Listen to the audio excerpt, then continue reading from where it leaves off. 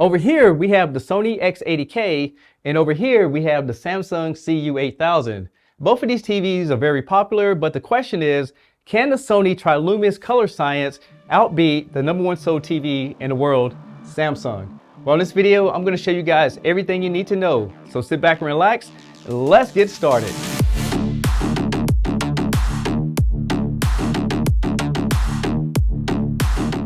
So the first thing I want to show you guys is the pricing and the sizes that are available for both televisions. The Sony I'm using on the video today is a 50-inch and it uses the vertical alignment panel. And unfortunately, I don't have the IPS model to show you guys the differences, but keep that in mind because IPS generally has better colors, but not as good a contrast ratio. Now the Samsung I'm using in this video is the 55-inch, but you can see that the 50-inch is similarly priced to the Sony. But the great thing about Samsung is that all the panels are all vertical alignment, so you're going to get really good contrast. But as we get into our test, we'll see if that's true.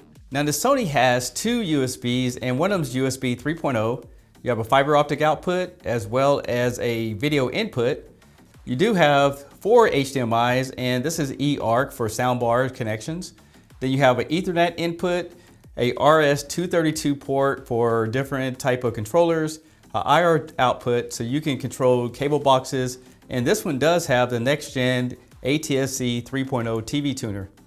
On the back of the CU8000 you have 2 USBs, a LAN connection for connecting direct to a router. You have 2 HDMIs right here, and this has your standard ATSC tuner. There's a third HDMI here and a fiber optic output. Both TVs can be mounted on the wall, but one thing that stands out to me is that the Samsung third HDMI is on the very back, so if you mount it on the wall, you're not going to be able to use that connection unless you have it spaced from the wall. So I wish they would put everything on the side just like Sony did. So that makes you wonder why they designed it that way. Now for TV service, I use YouTube TV, but I know a lot of people have cable boxes, so if you upgrade your television, make sure you consider using streaming applications to get the best out of your television. So what I want to do is pull up YouTube TV and I'll put it on some sporting events. And the thing that stands out to me is that the Sony is brighter, but the Samsung has better contrast. Also, in my opinion, I feel that the Samsung does a better job with motion, making sure that everything is smooth. And I think it's mainly because Samsung uses their own software, where Sony uses Google TV, which is great, but they don't have full control like Samsung does. Here's where it gets interesting when the Sony Trilumious processor takes over. Even though you get better contrast out of Samsung, look at the brightness difference in the Sony and how well the colors pop. And this is going to play a big role for people who watch a lot of HDR content. So if you're a movie buff, I definitely think Sony is going to be the winner in this situation. Now you might have noticed that that content looked a little bit darker than normal, and it's because that I had it playing in HDR, which is high dynamic range. The issue is that most TVs in this price range have a low nits rating, so it's going to get about half the brightness of what they actually recorded. Now when it comes to other technology, this Sony right here uses Dolby Vision. On the other hand, Samsung uses their own called HDR10 Plus.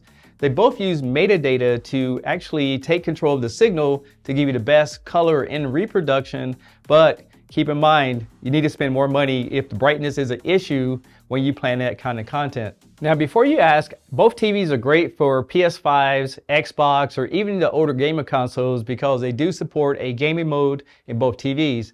The difference is that Samsung, you can go in here and you can tweak it out a little bit more. And the great thing about Samsung is that it automatically detects your gaming consoles and set everything up for you automatic. Now Sony, it can do that mainly on PlayStation, but sometimes you have to go into the menu system and toggle the HDMI over to what they call enhance. Otherwise, all your games are going to play at 1080p, which is pretty interesting. And again, it goes back to the Tizen operating system in this TV that allows you to have those type of controls. And I did some demos, so I want to show you the differences and the performance of each TV, plus you can look at the colors as well. And again, both TVs are in gaming mode.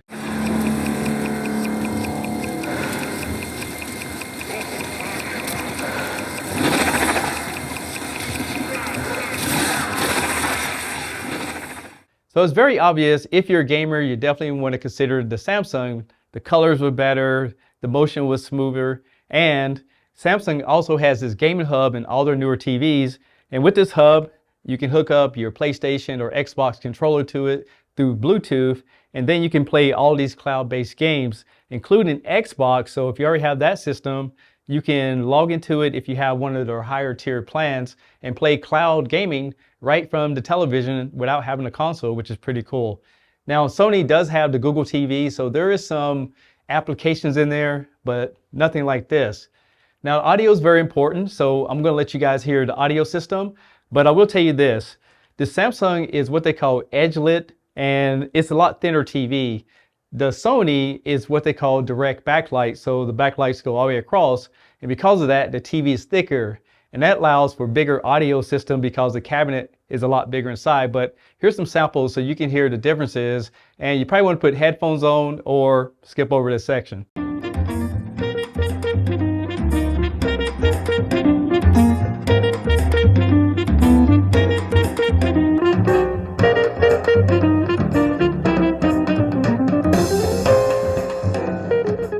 To keep this video short and sweet, I just want to talk about the operating system real quick. The Sony actually uses Google TV, which is a great operating system.